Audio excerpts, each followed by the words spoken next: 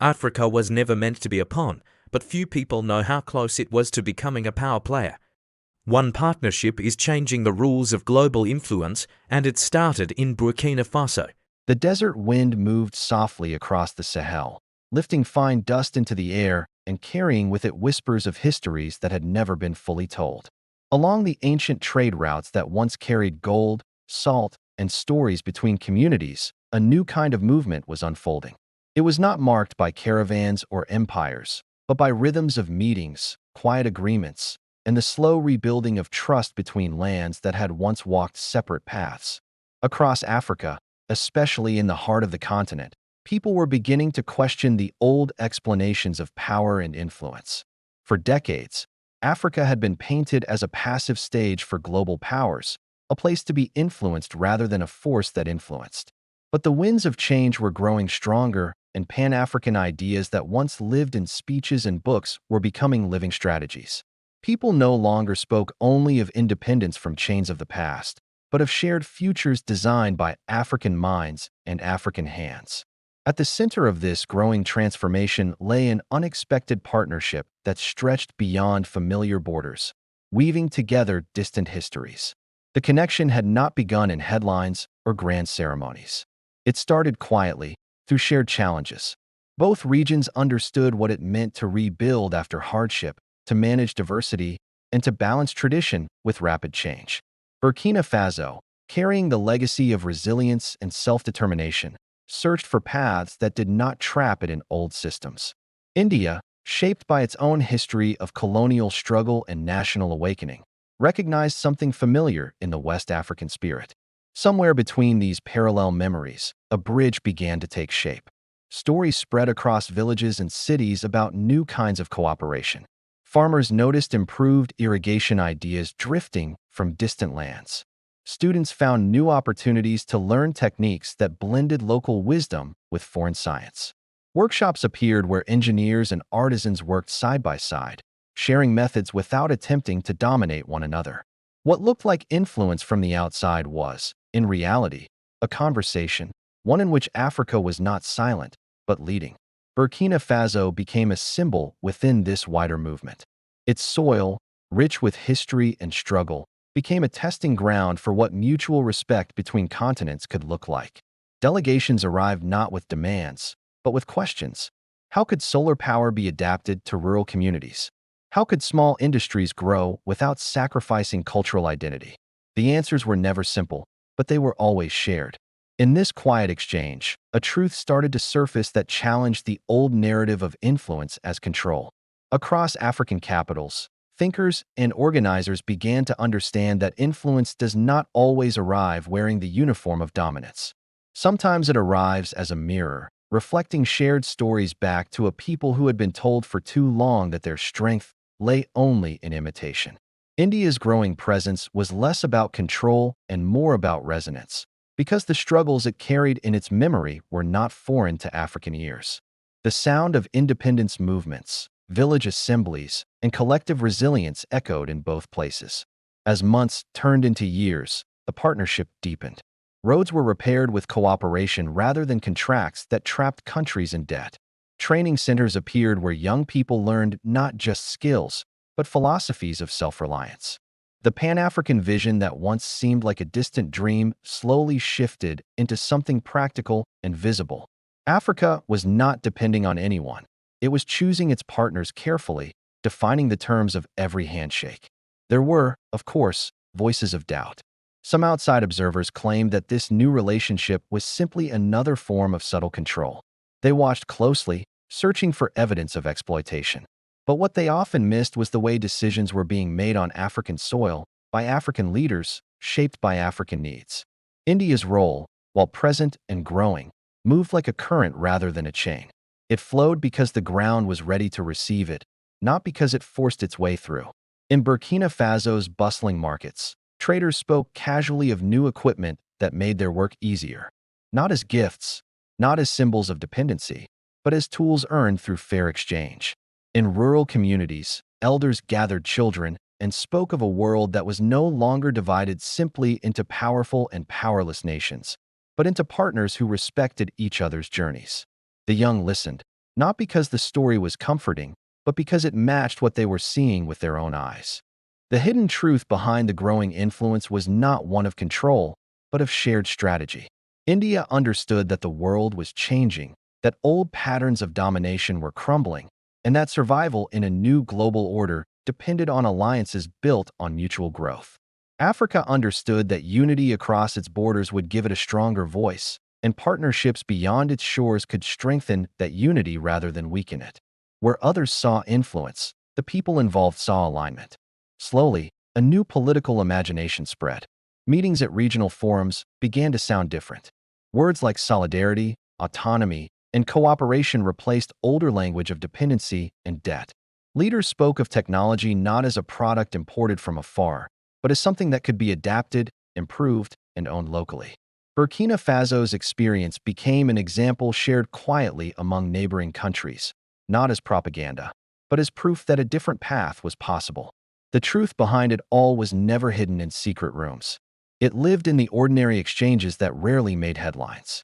It lived in the quiet classroom where a student built a small solar device using ideas from two continents. It lived in the repair of a water pump in a village where the parts came from different places, but the purpose was purely local. Influence was not something done to Africa. It was something Africa was actively shaping. Old powers watched with a mixture of confusion and concern. For a long time, they had believed that control came from ownership and coercion. What they failed to account for was the strength of respect. As Africa and India continued to build their relationship, they demonstrated that power could grow without domination, that alliances could be strong without being unequal. This realization unsettled those who depended on imbalance to maintain their place in the world. Burkina Faso's role in this story grew quietly but firmly. Rather than becoming a tool, it became a partner that negotiated firmly and thoughtfully. It set conditions, defined boundaries, and insisted that any cooperation must leave its people stronger, not weaker. India, seeing this stance, adjusted its approach, realizing that true influence came from listening rather than commanding. This mutual adjustment was the real engine behind the transformation. The Pan-African spirit became more visible in cultural exchanges as well. Music festivals incorporated rhythms that blended continental pride with distant inspirations. Storytellers spoke of a future where Africa was no longer waiting for permission to innovate. In schools, children learned not only about the pain of colonial history, but about the power of contemporary African unity. India's role in these lessons was not painted as that of a master, but of a fellow traveler on a complicated road to self-respect. The world slowly began to notice that something unusual was happening. Trade patterns shifted. Diplomatic language changed tone. Newspapers outside the continent began to use softer terms, acknowledging cooperation instead of conquest. But the deepest changes were not in the papers. They were in the quiet confidence growing within African communities, a confidence built on the knowledge that they were shaping their own story. Behind closed doors, officials from different African states studied the Burkina Faso model of partnership, not as something to copy blindly, but as something that proved negotiation and dignity could coexist. The relationship with India was not romanticized, nor was it feared. It was examined, understood, and carefully integrated into a broader vision of African advancement that did not rely on any single external power. The truth uncovered was simple and complex at the same time. Influence, in this new era, was not about who could control resources, but who could build trust.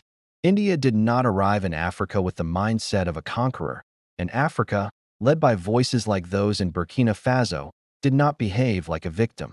They met in the middle, not as perfect partners, but as honest ones. That honesty became the foundation of a new kind of geopolitics. As years passed, the results became more visible. Small industrial centers opened, run by local workers trained through shared programs. Energy projects began lighting up communities that had known only darkness after sunset. Farmers increased yields by blending traditional practices with carefully adapted foreign ideas. None of this erased Africa's identity. Instead, it strengthened it, proving that openness and pride could exist together. The quiet revolution did not scream. It breathed. It moved in the steady rhythm of daily life. Women organized cooperatives that exported crafts without losing their cultural meaning. Young people started companies that looked beyond local borders without abandoning their roots. The partnership between Burkina Faso and India became less of a headline and more of a living system, woven into the fabric of ordinary life. Somewhere along the way, the world began to understand that the old map of power was outdated. Lines drawn by empires no longer determined where influence flowed. New pathways were being carved by collaboration, humility, and strategic vision. Africa was no longer only a destination for influence. It was becoming a source of ideas that traveled outward, shaping conversations in distant places. The hidden truth was no longer hidden. It stood quietly in the open, visible to anyone willing to look beyond surface-level narratives. India's influence in Africa was real, but it was not a shadow cast over a passive land. It was a light exchange between partners, each illuminating the other's strengths and weaknesses. Burkina Faso's role was not that of a stage, but that of an active architect in this evolving design. In the end, the story was not about two regions forging a secret plan. It was about a transformation of how the world understood power itself. True strength moved through respect, influence traveled through listening, and unity grew from shared purpose. The sands of the Sahel continued to shift, but this time, they carried the footprints of a future being shaped not by domination, but by cooperation, dignity, and a shared dream of independence in a deeply connected world. Night in Ouagadougou carried a different kind of silence than in other capitals. It was not empty, but full of quiet work, quiet thought, and quiet planning. Lamps glowed softly in small offices where planners traced maps that did not divide the world into centers and margins. Instead, they drew circles of cooperation, imagining futures in which roads, data, and ideas traveled back and forth like rivers instead of being controlled by distant gates. Within these circles, the partnership with India was discussed openly, but never treated as a dependency. Officials, scholars, and community leaders met to debate every detail. They asked how knowledge could be shared without being lost, how technology could be welcomed without replacing tradition, and how global respect could be earned without surrendering local authority. These conversations were not rushed.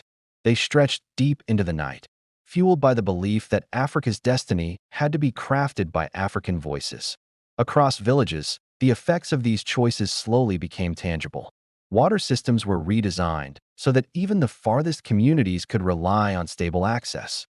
Health workers received training that blended modern techniques with community-based practices. Schools updated their lessons, teaching children not only how to use new tools, but how to question the systems that created them. Influence, in this sense, became education, and education became power. Smoke rose gently from cooking fires as families talked about the changes they could feel in their daily lives. They spoke of new market connections, fairer trading terms, and the hope that their children would not need to leave their homeland to find dignity. The partnership was no longer an abstract political idea. It was a lived experience, shaped by real needs and real benefits that strengthened local pride instead of replacing it. In distant cities across Africa, similar conversations echoed. The idea that cooperation could be balanced began to take root in multiple regions. Delegates traveled quietly, observing and learning, taking notes not for exploitation but for adaptation. The Pan-African dream had often been imagined as a loud, dramatic revolution. Instead, it appeared as a steady, careful awakening, spread through policies, practices, and personal encounters that respected complexity. India's own internal memories played a subtle but powerful role. The echoes of villages rebuilding after hardship, of movements that demanded dignity rather than charity, informed the way its representatives approached the relationship. They understood that if their role became domineering, the entire project would collapse. So they learned to step back, to listen longer, and to treat African insight not as optional advice, but as essential guidance. The global environment began to change as this relationship matured. In international meetings, African voices grew steadier and more confident. They spoke not as those requesting permission, but as those offering partnerships. The presence of supportive alliances allowed them to stand firmer against unfair conditions. Burkina Faso, once overlooked, now found its experiences quietly referenced when discussions turned to sustainable development and fair cooperation. Media outlets around the world attempted to explain this shift, but often failed to capture its essence. They looked for secret treaties, hidden debts, and dramatic betrayals. What they missed was that the real revolution was psychological. Africa was no longer seeing itself through the eyes of former rulers. It was seeing itself as a continent capable of choosing its own friends and shaping its own future. Even in moments of tension, the partnership held to its core principles. Disagreements were addressed through dialogue rather than threats. Adjustments were made as realities changed. This flexibility allowed the relationship to evolve without breaking. It proved that influence could be dynamic, responsive, and grounded in respect rather than frozen in rigid hierarchies. In the fields of Burkina Faso, farmers walked rows of crops that reflected blended knowledge. Irrigation techniques, inspired by distant experiments, worked alongside local methods honed over generations. The soil itself seemed to tell a story of cooperation, enriched not by control, but by shared learning. Each harvest became a quiet symbol of what was possible when collaboration replaced domination. Urban centers also transformed. Small technology hubs appeared, run by young people who had been trained through exchange programs. They developed software suited for local challenges, from managing water distribution to supporting small businesses. These innovations did not erase local identity. They amplified it, giving communities new tools to express their needs and solve their own problems. The Pan-African narrative began to shift in schools and universities. Students discussed not only the history of exploitation, but the strategies of recovery. They analyzed how alliances could be structured to avoid old mistakes. India's role was examined critically, honestly, and openly. This critical engagement ensured that the partnership remained healthy, constantly questioned, and therefore constantly improved. Older generations watched these changes with cautious optimism. They had seen promises fall apart before. But this time felt different because it was not built on fantasy. It was built on process, on participation, and on the slow accumulation of trust.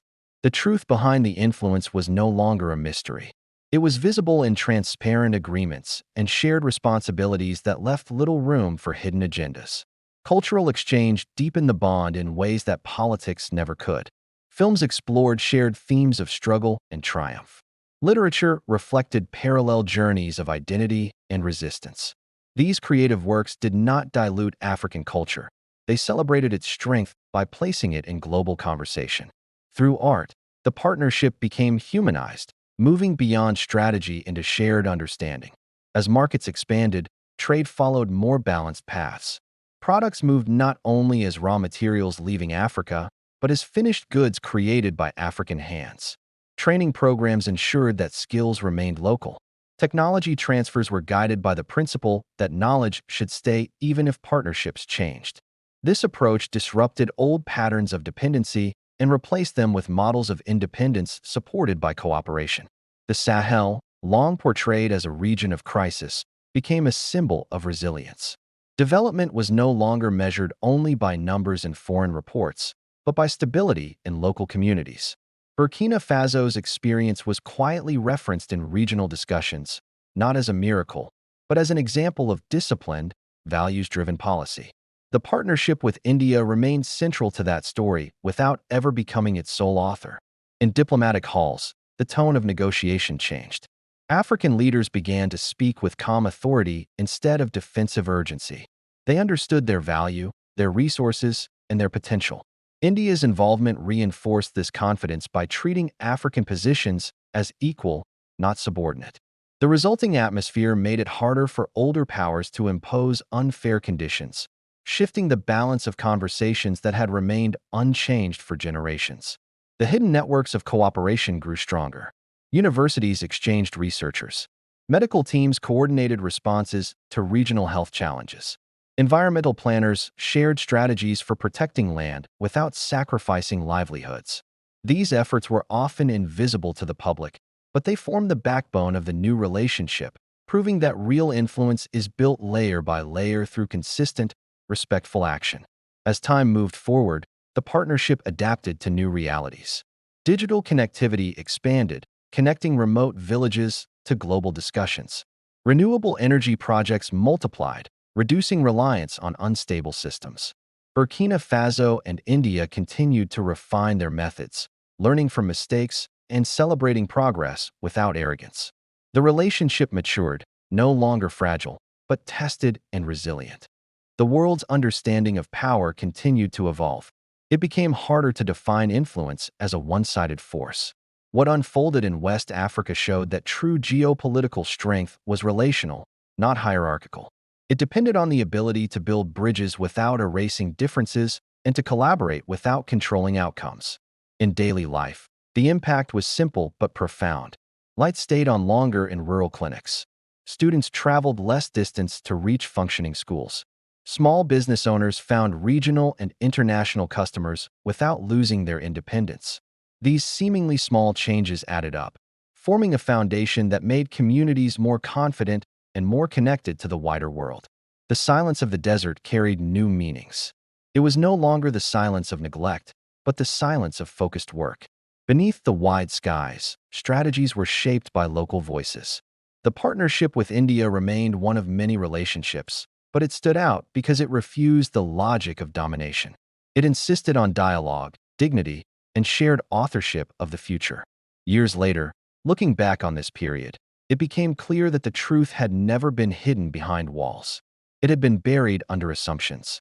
Once those assumptions were cleared away, the reality was easy to see. Africa was not being shaped by external influence. Africa was shaping the kind of influence it would accept. Burkina Faso, through patience and clarity, demonstrated that even smaller nations could guide global relationships when guided by strong principles. The narrative of weakness slowly faded.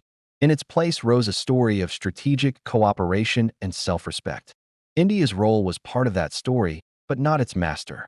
Together, they illustrated that the future of geopolitics might not be written in conquest, but in collaboration. The world learned, slowly, that strength could grow from listening and that influence could be mutual without being invisible or manipulative. When the winds moved again across the Sahel, they no longer carried only dust. They carried the quiet certainty of people who understood their value. They carried the sound of meetings held in respect, of agreements made in fairness, and of dreams shaped by those who lived closest to the land. The truth behind the influence had been uncovered not by force, but by patience, cooperation, and the shared belief that no nation should rise alone while others are held down. Morning brought clarity to the partnership in ways that speeches never could. As the sun rose, it revealed schools opening their doors, clinics organizing supplies, and training centers welcoming new groups of learners. Each sunrise marked another silent agreement that the future would be shaped locally, even when supported globally.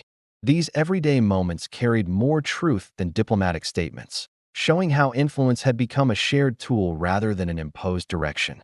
The story of cooperation extended into the realm of agriculture, where seeds represented more than food. They represented trust. When new crop varieties were tested, they were not forced upon farmers. They were discussed, compared, and adapted according to local soil and climate. This slow, respectful approach ensured that progress felt natural rather than artificial. Farmers became innovators, not recipients, and their confidence strengthened the foundation of the partnership. In community meeting spaces, walls were decorated with symbols of continental unity. Maps of Africa were drawn not to highlight borders, but to emphasize connection. The Pan-African spirit, often misunderstood in the past, became practical. It was reflected in shared research, shared markets, and shared cultural festivals that linked regions across linguistic and political lines. These links were strengthened by the presence of international partners who understood that their role was to support, not to overpower. The relationship with India also created opportunities for mutual self-reflection. Indian participants began to see their own development in a new light, learning from African traditions of communal decision-making and resource sharing. This two-way learning process dissolved the old idea of a one-sided mentor. Instead, it formed a loop of shared growth where both regions evolved by observing and respecting each other as strengths. Young leaders emerged from this environment with a different mindset. They spoke of diplomacy as a conversation, not a competition. They understood that independence did not mean isolation, and that cooperation did not mean surrender. Their training combined technical skill with ethical grounding, ensuring that future decisions would prioritize local well-being alongside global harmony. The economic landscape shifted gradually. Small industries began to link up, forming regional networks that kept value within African communities. Products gained identity, carrying stories of craftsmanship and cultural pride. India's participation in this economic shift was seen not as a controlling force, but as a stabilizing presence, helping to connect African creativity with broader markets without draining its essence. The environmental dimension of the partnership grew in importance as climate patterns changed. Joint initiatives focused on protecting fragile ecosystems while improving livelihoods. Tree planting campaigns turned into educational movements. Communities learned that caring for their land was also a political act, a declaration that their future would not be sacrificed for short-term external gains. Influence in this context became synonymous with stewardship rather than extraction. The world outside Africa and India struggled to categorize this evolving alliance. Analysts looked for signs of rivalry, tension, or hidden ambition. What they often missed was the simplicity of the core principle: shared survival through shared respect. The complexity of the arrangement lay in its patience, its careful consideration of local voices, and its refusal to move faster than trust could be built. In villages scattered across Burkina Faso, stories of the partnership were told to children not as myths, but as practical lessons. They learned that strength could be collective, that difference could be an asset, and that dignity was not given by others, but protected through wise choices. These lessons shaped a generation that saw cooperation not as weakness, but as strategy. The strength of the relationship was tested during moments of global instability. When markets shifted and tensions rose elsewhere, the foundation of trust proved resilient. Instead of retreating into isolation, the partners leaned into communication. They adjusted plans, shared resources, and ensured that local priorities remained central. This adaptability revealed a deeper layer of the truth. Influence that survives crisis is built on relationships, not leverage. Urban planners within Burkina Faso began to imagine cities that reflected both heritage and innovation. Architecture combined local materials with modern engineering. Public spaces were designed to encourage dialogue, cultural expression, and community connection. These developments were supported but never dictated by external partners, reinforcing the idea that influence was collaborative, not commanding. As African regional organizations strengthened, the lessons from these partnerships spread. Workshops and policy discussions quietly referenced the Burkina Faso experience as a practical model. They focused on fairness, transparency, and local empowerment. India's role was frequently acknowledged as constructive, but always within the framework of African leadership. This balance became a blueprint for other relationships with different parts of the world. Spiritual and philosophical exchanges added another layer of depth. Conversations between thinkers explored ideas of duty, community, and moral leadership. These discussions did not seek to blend identities into something uniform. Instead, they celebrated difference as a source of strength. Through these dialogues, influence became an exchange of wisdom rather than a competition of power. The rhythm of life adapted to the new reality. Markets became more vibrant, schools more engaged, and public forums more participatory. Citizens felt a stronger sense of ownership over decisions that affected them. The partnership with India faded into the background in the best possible way, becoming normalized, stable, and dependable without being overwhelming or intrusive. In times of celebration, villages and cities held gatherings that honored cooperation. Dances, songs, and shared meals reflected unity without erasing individuality. These moments showed that geopolitical change did not always need to be formal or dramatic. Sometimes, it was expressed through laughter, shared experiences, and the quiet assurance that progress was being created together. The truth behind the relationship continued to evolve, but its core remained unchanged. Mutual respect was not treated as a slogan, but as a practice. Decisions were made openly, feedback was welcomed, and mistakes were acknowledged. This openness prevented resentment from taking root and allowed the partnership to remain dynamic and honest. As decades approached, historians began to mark this period as a turning point. They observed that Africa, once treated as a battleground of influence, had reclaimed its role as an active participant in shaping global order. Burkina Faso, through measured leadership and clear vision, stood as an example of what patient, principle-based diplomacy could achieve when guided by the collective will of its people. The future remained unwritten, but it felt less uncertain. The partnership did not promise perfection. It promised commitment. It promised continued effort, open dialogue, and the shared belief that collaboration could produce outcomes that domination never could. In this sense, the true influence was not external at all. It was internal, awakened, and strengthened through the presence of respectful allies. As the stars spread across the African sky each night, they seemed to reflect a map of possibilities. Each point of light symbolized a community, a project, a conversation that contributed to the larger vision. The partnership with India was one of those stars, bright but not blinding, guiding but not overpowering. Together, they formed constellations of hope that stretched far beyond borders and time. The final layer of the transformation lived in the quiet understanding that no partnership lasts unless it evolves. In Burkina Faso, this idea settled gently into everyday thinking. People understood that alliances were not permanent structures carved in stone, but living relationships that required patience, honesty, and constant care. This awareness prevented blind loyalty and encouraged intelligent cooperation, ensuring that every agreement remained balanced and every shared project stayed rooted in local values. India, observing this maturity, deepened its own approach. Instead of focusing on expansion, it focused on refinement. Programs were evaluated carefully, and feedback from African communities was taken seriously. This created a cycle of trust that did not depend on dramatic announcements. It depended on results, respect, and the steady presence of shared responsibility. Influence in this stage became less visible, but more powerful because it operated through agreement rather than pressure. Generations growing up under this framework learned to think beyond simple narratives of power. They saw the world as a network of relationships rather than a battlefield of dominance. They understood that their continent's strength did not lie in rejecting every external relationship, but in defining the terms under which those relationships could exist. This mindset became the quiet victory of the partnership, spreading through classrooms, community halls, and public debates. As the story continued, it became clear that what had truly been uncovered was not a secret plan, but a hidden capability. Africa had always possessed the ability to guide its own partnerships, to protect its dignity, and to negotiate its place in the world. The collaboration with India acted as a mirror, revealing this capacity rather than creating it.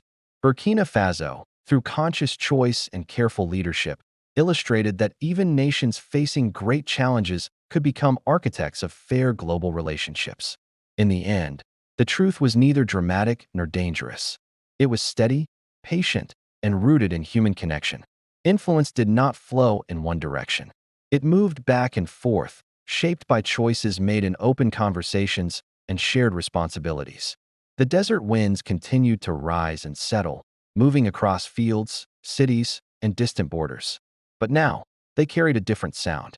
They carried the sound of a continent fully awake, confident enough to welcome friendship without fear, strong enough to protect its future. This quiet strength marked a new era where dignity guided every step forward together.